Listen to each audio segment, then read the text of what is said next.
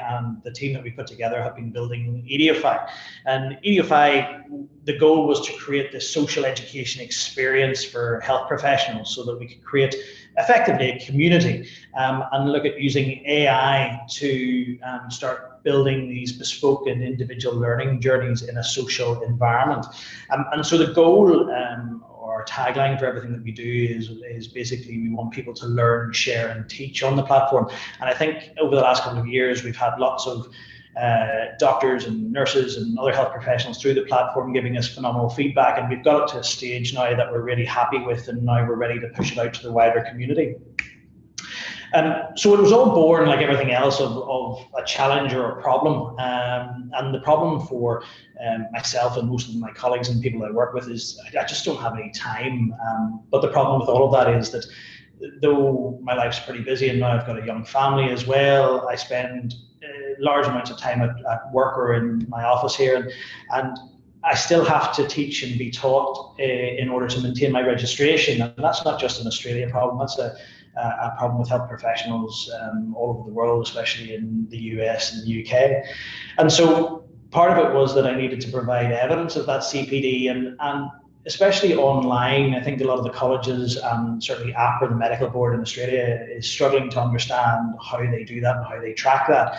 And there's some systems that sort of do it with you actually going on and logging each individual bit of content. But especially when you're looking at sort of a 5-minute YouTube video, a lot of times I would see something at like 11 o'clock at night when I'm thinking about a procedure, and then, you know, come the end of the year, I have no idea what I saw, and all that CPD, all that time I've spent learning is just sort of lost somewhere on my phone. And obviously at the moment with COVID, Australia, especially looking at the latest budget and understanding that we're not going to be able to leave Australia until sometime in the middle of 2022, those days when we used to be able to jump on a plane and go to a different country and go to a conference or even going across to Sydney. I haven't been outside Western Australia in probably over a year now. And those challenges aren't getting better anytime soon. And so we wanted to find a solution, and basically it's going to be an online solution to try and help people learn, especially from the global population in the long term, without having to leave home. And then obviously we do it already. We know that people share education online, so we're using a multitude of social apps. But it's like everything else, you know. I will follow a whole lot of doctors, different channels on YouTube, but then, you know, one minute I'm looking at something on cardiology, and the next thing next thing in my feed is the history guy telling me about World War II, and it's not built for purpose. It doesn't, as I said before, track everything I'm doing from a CPD point of view. And it's also not a collection of health professionals. So even when you get those cardiology videos, you get a sort of multitude of people interacting in the comment section. Some of them are obviously people with some background knowledge, but a lot of people are just, you know, it's a smiley face or linking something to a meme, and it's just really not the right environment for sharing these things. So what we did was we went out there and with that frustration, we went out there and we talked to everybody I worked with, and we went to talk to hospital executives, and I'm very fortunate to know a whole lot of medical educators in the space. And they said, look, we're trying to build something different, something that really looks at lots of different media, types of media, but with an education focus. So what would we need to do to pull all of those together? What are the best features from the platforms that you use? And how do we pull all that together into one space? And we distilled all that knowledge, and what we wanted to do was we said, well, look, AI is the future, and helping people create their own education journeys based on building a good artificial intelligence within the system should be the core of what we're doing, because everybody's individual, everybody has individual learning needs. We want to encourage them, but we also want to make it a bespoke journey for each individual user. We want it to be fit for purpose. We don't want you to see an image of a fluffy cat next to an image of a chest drain or stabbing. And we want to track everything you're doing, both from a teaching point of view, but also from learning. Can I get a report at the end of it saying how much I've done over the course of the year that can be easily sent off to my college as evidence? Now, I understand in Australia we don't always have to provide that evidence depending on what college you're with at the time, but as we get more and more used to sharing education online, I think what we're finding with the colleges is they're trying to find new ways to be able to, in some way, generate certificates or find ways of collating the information that you're seeing online. And so that's where we felt we fit into that gap. If we created this massive social hub of lots of education, lots of different types of media, track everything you do, and make your life just, well, easier. That's what I wanted to do when I started Ediofy in the first place. So this slide sort of gives you an idea of some of the functionality we pulled across. So talking about videos like YouTube, we share educational images like Figure One. And for those of you who don't know what Figure One is like, it's basically medical Instagram in the States. Our previous platform that I created nearly 10 years ago, Educate, because multi-choice questions are quite a large part of how we learn in medicine, we wanted to pull some of that technology across, so we put a multi-choice question generator. And the core of this is it's a professional network. So with we wanted to look at something like LinkedIn. Does LinkedIn benefit doctors and nurses? Well, unless you're interested in the business side of things, I don't think that. I know a lot of people who, doctors that I work with who are on LinkedIn, but I don't necessarily think that they get a significant amount of value if it's just about setting themselves up as an educator within the medical space. I think LinkedIn caters more to the business community. Also wanted to look at how we create these private groups like Facebook. We wanted people to go on and ask questions with their peers and start conversations and discussions like Quora. We wanted to be obviously able to pull in links from other sources like something like Twitter.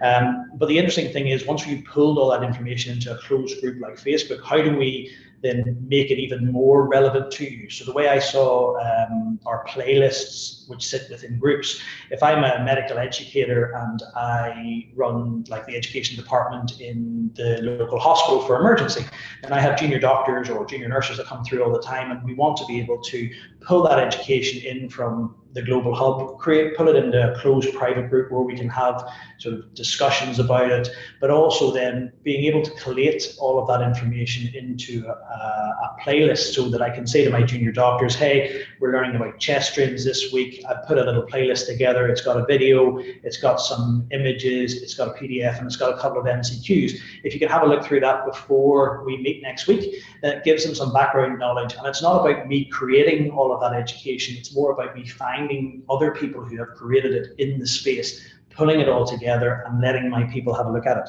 And then obviously, like we said before, in the core of the platform is this idea that we use AI to make that individual journey for people as they go along. So if you're just using the hub, being able just to keep pushing interesting bits of education based on what you like to you as you go along. So we see ourselves in a very unique market position. We're not content creators because we've done that before with that platform, Educate. What we realized was that building a platform that empowers other people, empowers health professionals to create their own content and put it out there, and then find some way of rewarding them for that is where we want to be in the space. And we're not a social platform either. We see ourselves as something different. This idea of this community education or social education platform is where we want to sit. And I think that puts us in this sort of unique position between content creators and social platforms, where we become the bridge between the content that's created and the social functionality. And we want to build a safe place where it's safe and supportive. One of the challenges, obviously, with social at the moment is that anybody can say anything about anybody, and there doesn't seem to be a whole lot of curation to that. And being able to put your hand up and say I don't know and have an actually stimulating conversation is where we want this platform to get to, so that it's a professional environment, not just people who are there to put up false information or tear strips off anybody for not knowing the right answer. And so what's the market opportunity? Because at the end of the day, this is a commercial platform. We wanted to look at where we can go with this. And obviously in Australia, you've got 100,000 doctors, 300,000 nurses, and the health professionals on top of that. But what we thought was, look, what we're trying to do is create global platform. We want this to be everybody anywhere who is interested in health education can jump on and be part of our community. And so we think the total addressable market in the Western world, and that's including the US, Australia, UK, and Europe, sits at around 13 million. Depending on now, we've got some links to some evidence of where we've taken our numbers from, but depending on what you read, that's probably much more than that. But we think that's our addressable market that we want to go after, certainly in the first couple of years. And so what does that go-to-market look like? So we're very privileged to have partnered recently with Cohen Grogan and the Yappy Group. What we've done with them is they've got a background in social media marketing and advertising. They saw what we were doing, and effectively, because they were in the space, they loved the concept, and they said, listen, we'll partner with you, and going forward, we'll run all your marketing campaigns, but also it helps us at the back end in terms of our revenue model that we'll talk about a little bit further on. So we've got this idea of this paid social advertising, and some of you may have found us through some of those campaigns that they've already started to run over the last week, but that will only ramp up over time. And so we think with their help to get our message out on a massive scale through all their social contacts, that'll be fantastic for us, especially as the platform grows. We've also got some great leverage with affiliate platforms. So one of the biggest ones is one of our shareholders is a guy called Mike Cadogan, who owns the biggest medical blog in the world. That's Life in the Fast Lane. Now, Life in the Fast Lane is a global phenomenon. It has 60 million page views a year, has had something like 70 million unique users over the time that it's been running. And so what the guys at Life in the Fast Lane have said is, again, love what we're doing. They're going to help us push our message out across their platform and across all their regions. Obviously, the goal is to start with Australia, but then ramp up after that well, hopefully after the first year, but again, we'll have to see how things are tracking at that stage. And then previously, as I said, the other platform that I built, Educate, it's now gone out to 20,000 doctors, which gives us a lot of great sort of learning on that journey previously, but also gives us a great following. We've had 20,000 doctors that have subscribed over the years of, I think it's been sort of 7 or 8 years now we've been running Educate. So 20,000 doctors, they're mainly in the emergency space because that was our target audience. And so it gives us a great following to push out Ediofy once we're ready to push the next version of the platform. And finally, basically this is a social platform, and what social platforms do really well is, especially if the core of the platform is open, basically we're encouraging word of mouth and organic growth. And we think, like other social platforms, once we get our first few contributors on there and we push out with Yappy, we'll see this wonderful growth curve, where more and more people find us and just jump on to be part of the community. So product wise, we've talked about this briefly before. We've got the core of the platform that is all about building your professional profile, this idea of this global hub of education, and then this AI that's throughout the platform helping you build those own bespoke learning journeys. We want to expand that functionality because the goal is to have a subscription model, and that functionality would be creating this idea of private groups where you can pull that content in. Then once you're in groups, you can curate that content into playlists, and then obviously with everything being tracked from a CPD point of view, that's a private CPD report that you can add reflective commentary to and send into whatever college you want. And it tracks time, basically the time you spend on the platform. And then in the long term, we're looking at that expanded content offering. Now, the thing is, we're trying to build this hub where it's all health professionals. It's not just, I think a lot of times as well, a lot of courses that I see in a lot of, even our conferences, everything's split up into individual specialties. So it's a cardiology conference, or it's an emergency nursing conference. And I think what we want to do at the end of all of this is create this group. We're all health professionals, we're all together, and having a space where we know that we're all there to learn from each other and learn from each other's experiences, and learn from experiences from all over the world. I think that's what will really make this incredibly powerful, this platform. And so Finally, on the other side, how do we make sure that we keep users? So we've talked about acquisition strategy. We've talked about this amazing platform that we've built, but we want people to go on, and sometimes, especially early on, we understand that somebody will get on there and there might not be content from them. So we're continually trying to look at ways of attracting new content providers, and with that, we're doing some rewards and benefits throughout the platform to reward those people who continue to contribute for the platform. But we're also looking at different engagement incentives, and so without going into it too heavily, because we've got a sort of range of things that we want to do with Yappy over the next 6 months. Effectively, we want to look at both keeping users on board with encouraging more and more content from our contributors, and then looking at ways of rewarding those contributors at the back end. So what's our revenue model? Well, we touched on it briefly. It's a freemium model. So it is a social platform, so keeping the very core of the platform open to health professionals, I think, is very important, both important in terms of our early growth and scalability, but also to encourage people to get on and just have a look and have a try without creating a whole lot of blocks to get them on the platform initially. We will have an advertising model then around that. And so people who aren't paying a subscription will obviously have reduced functionality and will have advertising on the platform.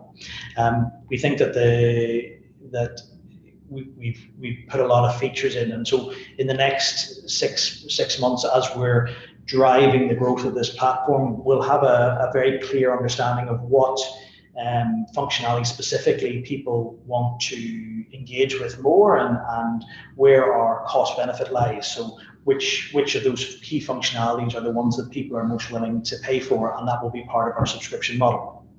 And long term, as I said to you before, we're looking at, we've talked to a benefits program in the space. They're going to partner with us, and that means that our users, the ones that pay subscription, and again on the back end, those people who contribute, will have access to a range of member benefits. That's everything from discount Qantas Club, discount flights with Virgin, discount off your next car purchase. But effectively, they've put this platform together that will integrate seamlessly with Ediofy, and it'll be a way of both encouraging those early subscriptions, but also rewarding people for contributing at the back end. Briefly on the milestones, again, we've touched on this, I think, briefly before. We're just finished Q1, and everything up until now, my wife and I and my family have funded through the last 2.5, 3 years, through multiple testing cycles, to actually build the platform into what it is now. We're now in Q2. We're doing our CSF raise. That's going to be finished in the next 5 weeks. On the back of that, then we're collecting lots of emails, both from people who want to have early access to the latest platform once it goes live, but also creating that contributor stable right now. And then there's lots of onboarding, so we'll give contributors early access to the platform to load up a lot of content. And once they're ready to go, or once we're ready to go to do the large push, we'll have a huge amount of content throughout the platform. We've already donated a large number of, say, multi-choice questions to cover a whole lot of specialties from my Medukit, but Life in the Fast Lane has also donated lots of clinical images, ECGs, and have really been incredibly generous in terms of that early content, and they'll be an early contributor, which will again drive substantial growth. Towards Q4, we talk about this idea of member benefits and when we see that integration into Ediofy, but we want to make sure that the core functionality of the platform is working well and people are happy before we look at adding more complexity into that system. And then during Q4, we'll also do that X Prize idea, or that idea of giving different benefits to those contributors. And we've got a couple of ideas that I'll be happy to talk about if anybody wants to talk about those, in terms of what type of benefits we see being able to offer contributors. Then on into 2022, From a platform point of view, we're going to continue to expand the scope. We'll get lots of, the great thing about having lots of people on, and even the people that we've had so far, is we get lots of ideas, and we put that into a big funnel and say which ones do most people like. And the more people we get on the platform, the more we can drive that development. But the goal in 2022 would obviously be to move towards a native iOS and Android app. But I think getting the web platform solid and make sure that there's no other functionality that people want, getting that right first is the key, and then we won't have to keep going back and forth when we build the iOS and Android side. We're also going to initiate paid subscriptions in 2022. That's the goal, and then turn on that, also looking towards turning on that contributor rewards program. So into 2022, I think by the end of this year, we'll have a significant amount of data, we'll have significant people on the platform, and we'll really be able to see that exponential growth at that stage. So who's in the team? So the core team is myself. As I said to you before, my background is emergency doctor, built I'm Educate in the past. I've also built a home doctor service, marketed that, sold that, did well in Western Australia, just in the Rockingham and Mandurah area. My other co-founder is my wife, Hayley, who has been a TV presenter for the last 20 years. She's had her own organic skincare boutique and was also a big part of putting Get Better together, and so we did that together. And she also has worked on I'm Educate with me, just to grow our subscription base there. Newman is our CTO. He's one of these development geniuses. He's full stack, so he does front end, back end. He's been part of our project for the last 2 years. He came to us from a previous company that we'd worked with, and then he asked if he could come across and work directly with us. So it's been phenomenal having somebody of that standard, just on that higher level, to help guide us from a tech point of view. And then there's my dad as well. So Ronnie Payton, he's a trauma surgeon, but basically Dad is a bit of a medical genius. He's written multitude of courses for different colleges. Now trying to get him to move his experience from offline courses to online. He's done incredibly well, and so he's generated a huge amount of content for us as well, both in courses that he's previously written for the colleges, but also in whenever we have a problem with a piece of content, or whenever somebody flags something as maybe not factually accurate, he's phenomenal at just having a look at it and giving us a quick going through it and giving us quick feedback as to whether or not it's appropriate or not. So having him as part of the team has been phenomenal. Our advisor list is equally great. Martin is a high-level coach. He's worked for businesses. He's an engineer by trade. We've known him for a long time. He works basically with high-level CEOs of companies like anything from Rolls-Royce to some of the mining sector over here. Martin is phenomenal at helping businesses make sure that we don't have much in the way of waste. We want to make sure that everybody's pushing in the same line, that everybody knows what everybody else is doing, so that especially as we grow and we ramp up quickly, we want to make sure that we're getting the most out of every dollar that we're spending, and Martin is phenomenal at that.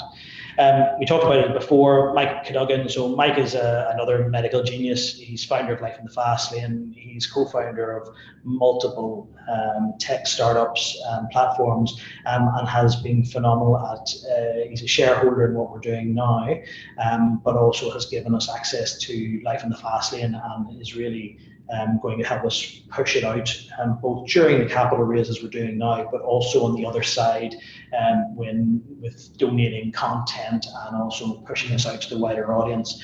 As I said, 60 million page views a year, majority of them in between here, the UK and the US, which are our primary markets. So as we in the future decide to go offshore, then that'll be a phenomenal help to push us into those markets. Cohen is the founder of the Yappy Group. As I said, they recently sought us out to partner with us and are now running all of our social campaigns going forward. Not only are they fantastic at getting our message out there, but they have a stable of advertisers. So as we get more data on the platform itself, we'll be able to go to those advertisers early on and say, look, this is really exciting. Let's have a conversation about putting some advertisement across the platform. And they've been in the space for the last 9 years, which will be phenomenal for us. And finally, John Vickers. So John and I have worked in the same office for the last 18 months. John is very good at being the voice of calm and reason. He's an early investor in Sector, which is a big software company here that looks at education in schools. And he was one of the early investors there and then moved to chairman. So now John runs actually a property development company, but as I say, we sit side by side in an office that we work on together.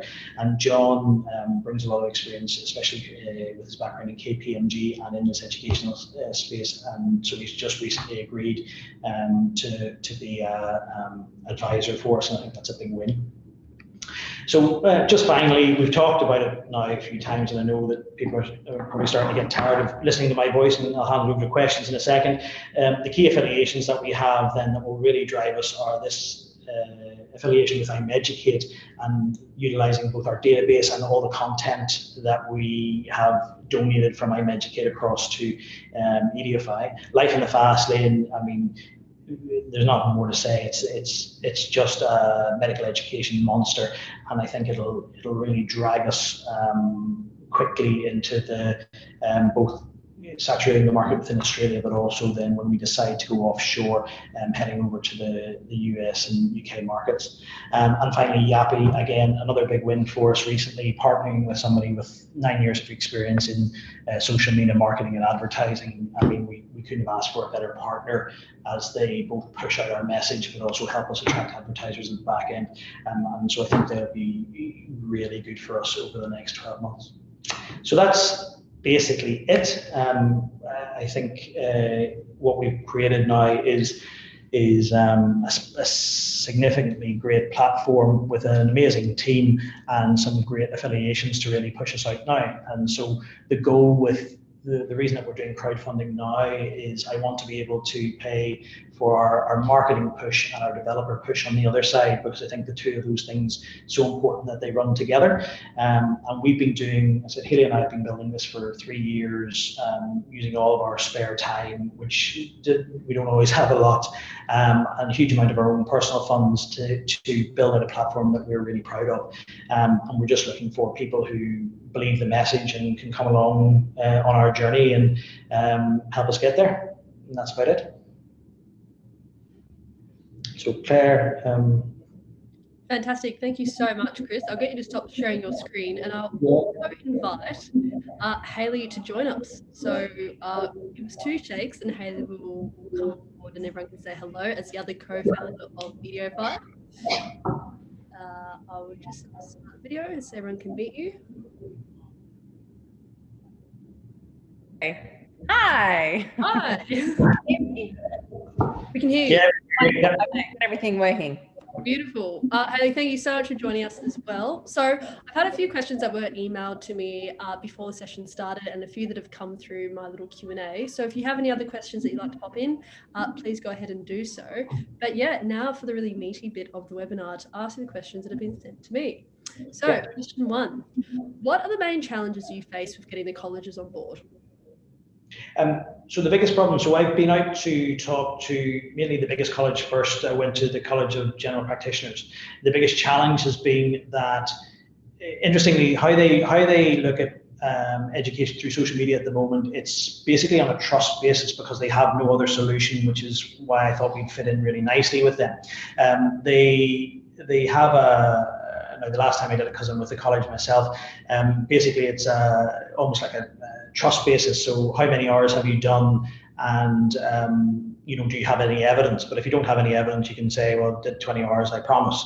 And so the biggest challenge then, whenever I met with them, is they they like a course to be this is on general practice and cardiology, or this is on aged care. So their challenge with us when we had our initial discussions was, oh my God, you do everything. It's a different way for us to understand how all of that fits in with what we're trying to do, because we think very linear. But it's actually been really interesting conversations with the office in WA, because they're very open to it, because they know it's like everything else. They know there's a problem. They know that they don't know how to track it. We went back to them and said, because effectively for them to review your course or your business, you pay them $1,000 and then you go through the process. But that $1,000 in process is for that linear understanding of the education that you're providing. So what they've said to us is, once we are out the other side and we're generating traction, and we've got those reports from numerous people, they'll very happily look at how we fit in. At the moment, though, even the fact that we generate these CPD reports and we have timed out is more than the evidence that anybody can provide at the moment, because at the moment they recognize YouTube and Facebook and Instagram and Figure One, which is very difficult to actually time out what you're doing. So I think the next step for us post capital raise is going back to them with the conversation and spending the next couple of months while we're pushing out the platform, just getting them on board, specifically because we can address so many issues or so many different education streams rather than just one.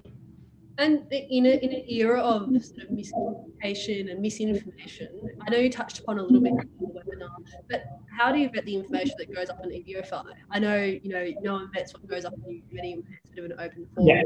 Is Ediofy planning to be similar, or is there a vetting process that So we see it to a point being like, there's your professional reputation. So when somebody adds a piece of content, just like on a LinkedIn profile, you have your profile and you're putting it up there because most health professionals, you're teaching because you want to develop yourself as an expert in that space. And so we link every piece of content, and you can go back to that individual user who put it up, see their profile, see what they've done before.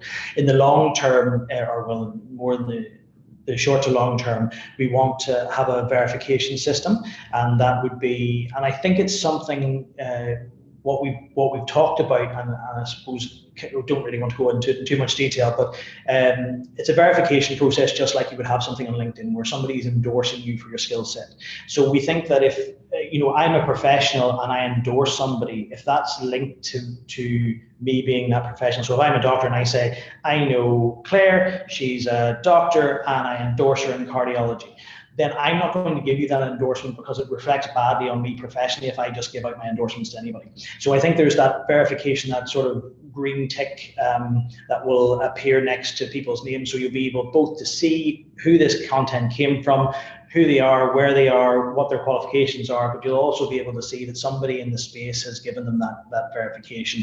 And so, there'll still be times when somebody puts up something that's not that somebody else might argue that isn't quite right, or they've got something wrong. We still have ways of flagging the content if you think that there's something inappropriate about the content, and also every piece of content you can vote on. So it's a combination of systems, both verifying the user, but also having ways of pulling down or flagging content that other people don't see. And then it would go to somebody like my dad, like we talked about before, to look at the verification process and have a look at that content and say, yes, there's no problem on this, or there is a problem, it's blatantly wrong, or there's something inappropriate about that image, or whatever the problem might be.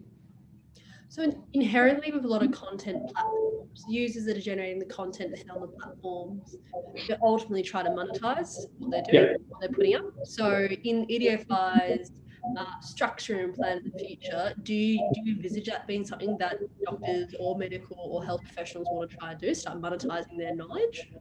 Yeah, I think so. I think the problem that when we started talking about this, different concepts 7 or 8 years ago, there's a time in the medical space where everybody wanted to be altruistic and educate for the good of the world. And that was really interesting, but the problem with doing that is you spend a day of your time educating every week and not getting paid for it. Well, that still means that you have to spend a full-time job at work and put this around. And so what we're seeing now, especially with the people that we're talking to, is people have realized that much as I want to put lots of education content out to the rest of the world, there's nothing wrong with rewarding people for their work. They would do it if they were going to teach on a course, or if they were the education registrar or consultant in a hospital. So why shouldn't they get paid for doing it online? And so the long-term goal is filtering back that subscription and advertising money, something similar to a YouTube model, where part of that fee goes back to the original content creators. So no matter if it's shared and pulled into private groups, you'll be able to see where, all the different groups potentially that your content's being shared to, all the different views across the platform, but also then put a monetary value to that. And so in the early stages, that's where we're talking about that, those content contributor rewards program. So we'll look at maybe a points-based system early on, but in the long term, I believe that those points you'll be able to exchange for goods and services within the platform. But in the long term, I think people can choose. If some people are more comfortable, it's interesting. I find that talking to people, some people are more comfortable with points, and they want points and they want to exchange them for goods. That's fine. But we also then, some people will be interested in getting a salary, because if this is what they do 2 days a week and they're very good at it and they get millions of views, then they should be rewarded for that. And so we'll happily look at where's the balance. If you want to generate points, well, that's what we're doing early on. But if the majority of people on the platform say, look, I'd rather just have cash in an account, then we can certainly facilitate that further down the line. And look, I don't do CPD hours or points myself. My profession obviously is a thing for people in the health industry. And from my understanding, there's a whole range of ways you can get CPD points or hours. When you, as you said, you go to conferences, you go to lectures, you go online, things like that.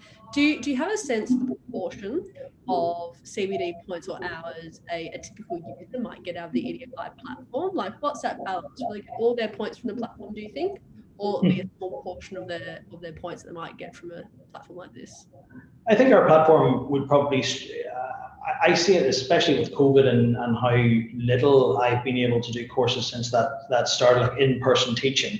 I think it's going to be probably a 50-50 split. I think the more that people are more aware of online learning now, if we can make it, 5 minutes at a time, or, part of a conversation at a time, and on your phone, and you get little updates of what's happening, and you continually interact with us during the day, I think that'll be very powerful. I think you still can't beat real in-person teaching, and I don't ever see Ediofy being the total solution for education for health professionals. I think there has to be a good mix. But interestingly, I also see it as potentially a way of advertising your latest course or educational offering, because if people like what you're doing online, they're more likely to come to your conference or your course or seminar.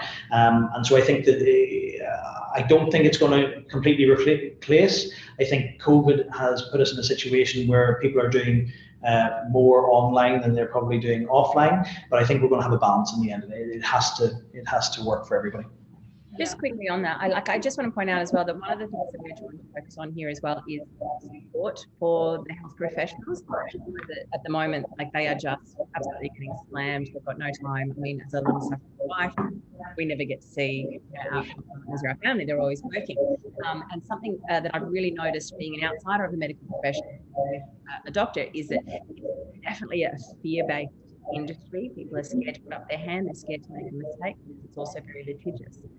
So one of the great things about Ediofy is not only do you have these private groups where you share content, things like that, you don't really necessarily want to put out to everybody.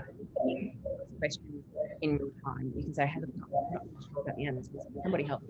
Therefore, we're actually a means so that people can use best practice, ask questions without being getting vilified while they're at work as well. So there can be, I'm just going to quickly sneak off to the bathroom, quickly listen to a podcast, all of these sorts of things as well. So yes, the CPD is a massive, solution that we're helping to solve, but it's also support for doctors who get, at the moment, all health professionals are getting zero support. that they need it, you know. And look, I mean, that's actually so true. I've got a few friends that are currently med students, and they have told me stories of when they've been too afraid to ask a question at work because their registrar or whoever is their supervisor, might rip them to shreds for it. So they run to the bathroom and Google the answer quickly before they go back to the patient. So yeah, I totally understand what you're saying. And I think, as you say, Ediofy is a great platform that people can have, a trusted source. Quickly, I've got this question. Can anyone out there help me? And as you say, using it like a Facebook group to really access those expertise, those professionals to assist them. I think that's fantastic.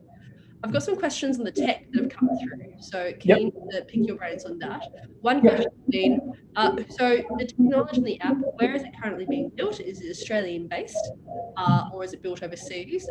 How do you see that progressing in the future as your tech team obviously may or may not get bigger? And how do you protect any IP? Are there any IP issues around the technology that you're building?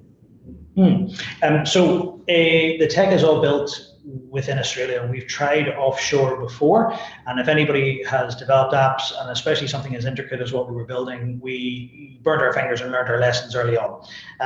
The challenge with the scale and the scope of what we were trying to create, you really need to have a developer that you're sitting in the room with. And even if we outsource some of our, a small bit of code or something that's very routine to someone else, that all comes through Newman, and he manages who sees what and where, so that we essentially keep the IP within Australia, and that our core development team within Australia. It is certainly cheaper to offshore, but what we've learned is it's cheaper in the short term if it's something very simple. In the long term, if you build something and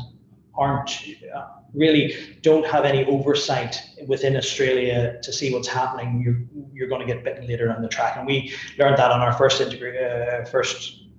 time at building this. We worked with a firm. A lot of their developments were offshore, and we spent a long time and a good chunk of money fixing those problems. We're now very clear that anybody that we do business with in terms of development in the future has to be onshore. It just doesn't work any other way, because you find out months down the track that a little bit of code that is integral to everything you're doing is broken, and it takes a long time to figure out where that issue is. Yeah, and makes total sense. And I think a lot of platforms these days are being built offshore. Yeah, great to hear. Another question that came through was actually asking about the technology itself. So, it's an AI-driven smart content platform, which has got a niche at the moment in the health professional space. Do you have any plans to expand it to other markets, other education spaces? And if so, what ones are you thinking about? Yeah, so Absolutely. So can I take that one? Sorry, Chris. My husband talks too much. We're all sick of it. Part of the reason we called it Ediofy, you'll notice that we have I'm Educate as well. It's very med. A lot of the websites that you see out there are very medicine based. We've deliberately opened it up. The name actually came from the word Ediofy, which is to educate and inspire at the same time. And we put an O in the middle because it's full circle learning. So Ediofy hasn't. We're launching with medical because obviously that's what we know, that's our industry, that's our background, but we've left it open because we also believe that this is a platform who, once we got the offering right, I mean, this can work for everybody from lawyers to hairdressers. It's a way to share content.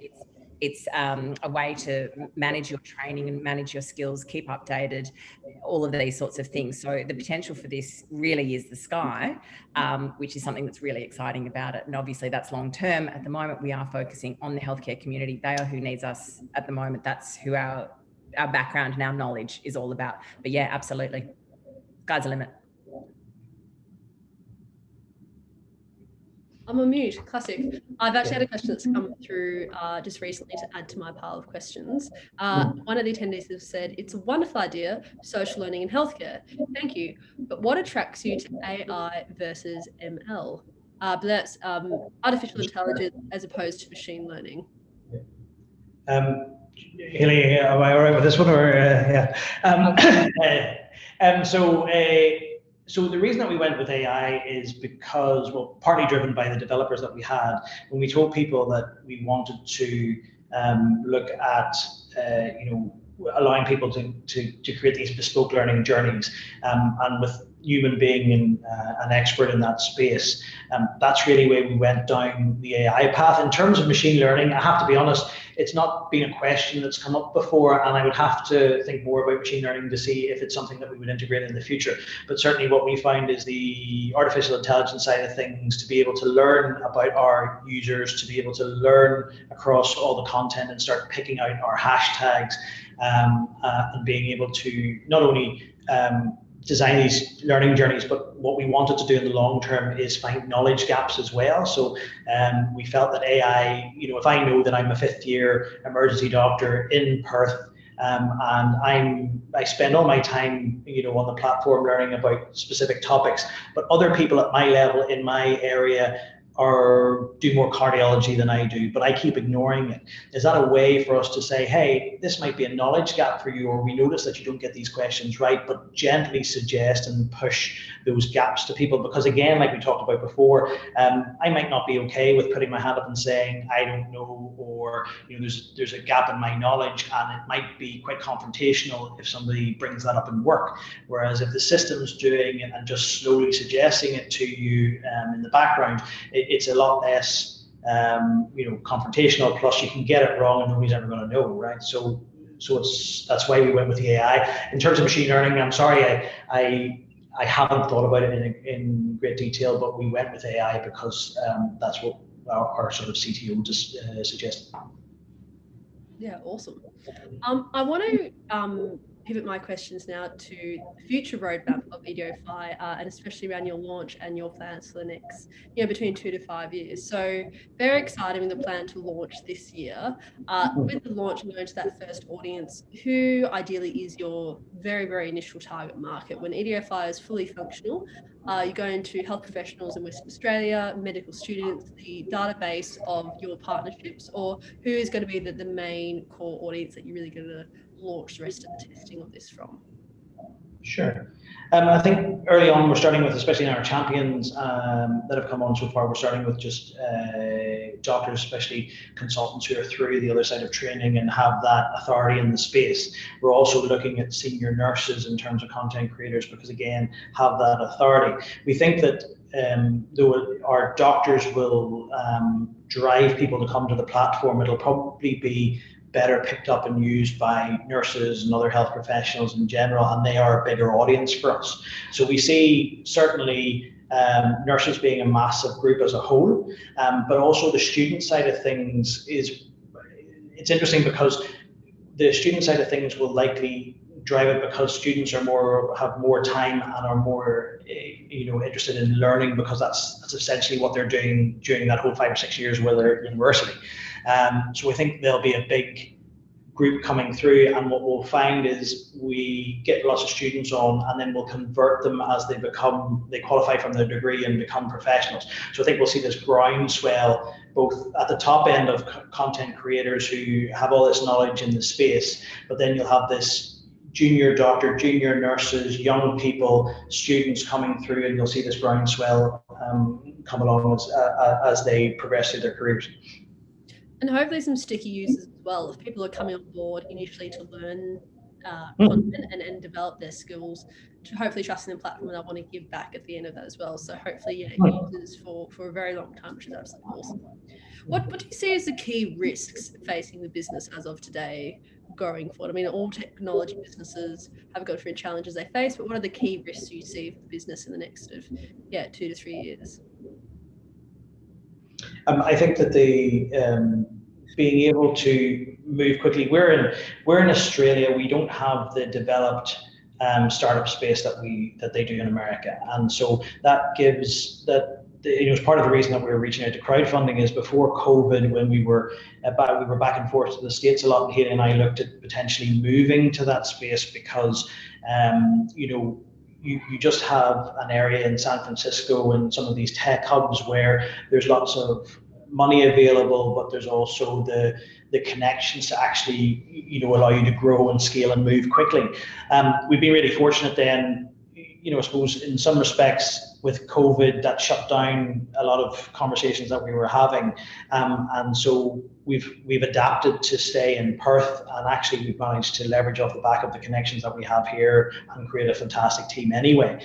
But I think always the challenge is two things. One, Australia sees itself as a bit of an island, especially now with we sort of shut down to the rest of the world, and when that's going to open up is going to be challenging. And so just looking at leapfrogging to the wider population, I don't believe there'll be a problem, but I'm just very aware that people like to do things a bit more face-to-face. If we're trying to get into the American market, I think we need to look at some stage being over there and really building up our connections in that space. And I think COVID and the shutdown and borders will probably cause us challenges. I also think that the bigger scale investors, like, our goal is to make this a multi-million-dollar company with a global reach, but you also need to leverage, I think, off the Americans to do that. But in saying that, we have Singapore as well, which has a big tech space or startup space as well. The challenge would be that, again, what we found is attracting American money into Australia is challenging at times, but I think that we'll replace that in the long term, looking at how things are changing with Singapore. So I think when we look for that bigger scale investment, we all hope that somebody will write us a check for 30 million at some stage, and that'll put us on that global scale. I think we just have to pivot and say, well, look, America might not be our goal anymore, perhaps going straight up, especially with travel bubbles and having those conversations early with Singapore, will help us, raise that higher level of investment to get there. Saying that, we do have some absolutely fantastic connections over in the US who have been very helpful so far, and we look forward to continuing the conversation with them, because they're right behind us, and some pretty heavy duty names over there we're in contact with, which is fantastic. Yeah, awesome. Oh, glad to hear. In terms of the equity crowdfunding raise, then, so there's always ranges in these crowdfunding campaigns. There's always a minimum target and a maximum target. So a question I'd love to ask you is, what is the minimum target you'd be looking to raise in this crowdfunding round, apologies, and what would you be intending to do with that money, and what would be the ideal amount that you'd be looking to raise, and again, what would your goals be raising that amount? Sure. So what we're looking at doing is at a minimum around the 450 mark. The reason that we want that is because we've worked out that to run on one side we want a marketing team, have them running hard over the next 12 months, but also have our social media advertising, and how much do we have to budget for that. So we want to basically pair the marketing team and the social media push with our development team on the other side. And so one of the challenges Haley and I have had is, with us working full time to pay for the development up until now, we're always a little bit behind the ball. So we identify problems, then we have to go away, work to pay for the fix, and you're always sort of chasing your tail. What we want now is, now that we've built the platform, we know how we want it to look. We need a developer, because it's so intricate, to be able to scale it at the same time as our marketing campaign. And essentially over the next 12 months, that looks like at least 450. Then the super goal would be to go to the higher end, around $1 million. And the reason that would be great is it would allow us to pull back a little bit on the work outside that we do. I mean, we still spend most of our life talking and working on this, but it would just allow us to have a couple of days where I'm not having to do clinical work and pull right back on my clinical time. And it would also allow us to, it's like everything else, if we can put more time and money into the marketing side, that's great. And then we want to put more time and money into the development side to make sure that the two go hand in hand. It also means that if we raise the $1 million, then we wouldn't be looking for another capital raise for the next 18 months, which just gives us a bit of breathing space so that we can push hard for longer. And look, we've been building tech long enough to know that timescales are great, but there's always a challenge that comes up, and it just gives us that sort of 6-month period where something doesn't go exactly how we want it to, or a challenge comes up that we didn't know existed, and we can pivot and fix that. And we're just not, 12 months isn't a very long amount of time. If we were able to sort of reach more towards the maximum as well, we have a long list of, I mean, when we do get a night off and we go out for dinner, we still just talk business. So unfortunately, that's where we come up with our great ideas. But we have a long list of extra features that we like to add, things that we know enhance the site. So being able to raise that extra, the higher end will allow us to start putting things in motion as well. So we have an eagle eye over the entire website. We are ready to go. We have so many things that we would want to do. I think almost making it sound like that would buy time to take a bit of breathing room. We don't take breathing room, unfortunately. Being a husband and wife team, we work non-stop at 3 a.m. We're walking around the house going, hey, I've just thought about this. Oh, that's a great idea. Who do we contact about that? So it would just mean that we would have more focus, be able to hire a bigger team to be able to, to make the foundations just even stronger than what they are. And that's really what we're hoping for, is the higher end. And I suppose the last thing is about the platform itself. If you're building the web-based application and we want to move on and within the next 12 months to start looking at the iOS and Android platform, because the sooner we're on phones, the sooner we have native apps, the more user interaction we can get. You think about all the things on your phone that vibrate or ping, or it's generating that constant user interaction that we want to get to, and I think that knowing that we have that $1 million, knowing how the roadmap, I can start planning that app development out to know that the money's there to build it, and that would be really helpful in the long term to get us a full, get the web-based platform, get those iOS and Android platforms, get it on your phone, get that increased traction, and then especially when we're going to that second round of money in the next 18 months, now we've got such a much bigger story to tell that will attract venture. Yeah, I think the earlier we can get those apps going, the better. Yeah, fantastic. Well, I mean, it's so exciting, and I wish you both all the best with the upcoming capital raise. I think we're just about out of time on our webinar this evening, so thank you everyone who joined us this evening to learn a little bit more about Ediofy and meet Chris and Hayley. Terms about the offer and the investment opportunity, including share price, pre-money valuation of the company, what's on offer, the cap table, the last 12 months financial, description about the business, rights associated with your shares, and all that fun stuff will be available to you at the offer stage of the campaign. We're currently in the expression of interest campaign, which I think is running for another 2 or so weeks, and then we'll head right into the investment opportunity. So there's still plenty of time to reach out to the Ediofy team if you had more questions about this evening's event, or you'd like to ask them about their deck or the business opportunity in a little bit more detail. But otherwise, continue to share the campaign with your friends, colleagues, or health professionals that might be interested. And I believe there may be a bit of a sneaky preview of the offer document and the offer terms that will be available to the Ediofy list just before the raise goes live. So if that's not a reason to get on the VIP list, I don't know what is. But once again, Chris and Hayley, thank you so much for joining me tonight. Thanks everyone.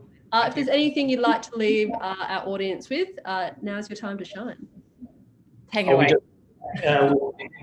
Look, we really believe in this. We've been doing this for the last 3 years and put a substantial amount of time and our own money into it. We believe that this is how education needs to be, especially in our space, and we just love you to join us. We think that we've got a great team. The idea and the platform is there. It's now time to ramp up, and we'd love it if you were part of it. Beautiful. Well, thank you so much. I wasn't sure if you want to have two words at the end. Yeah, look, I will. For a business partner, I have to tell you, it's something spectacular to follow Dr. Chris Payton around into meetings. He opens doors that are constantly shut. He is constantly pushing when, if we're told no, or we're told go do some more work. By the time he comes back, he's done 10 more things than we're expected. Chris is a powerhouse, an absolute machine. He's absolutely the smartest person I've ever met. And 9 times out of 10, when we go to meetings, he's the smartest person in any room. He's constantly finding solutions and things like that. So apart from having a fantastic idea, a fantastic team around it, the person sort of heading us up, I would, hang my coat on his tails any day of the week. it's just fantastic to be around. And that's why we've created such a fantastic team around us. We have an OBE awarded surgeon, you know, who invented the patent method of teaching. He's also a medical legal expert. You know, the whole Payton clan is a force to be reckoned with. So yeah, fantastic. Well, got it all going. Excited, and both of your passion for the product really shines through. So thank you so much again. We'll be sending around a recording of the webinar with contact details for Hayley and Chris, and myself if you have any questions about the Birchal platform. So look forward to sharing that around, and good evening, everyone. Thank you So much. See you later. Thanks, Claire.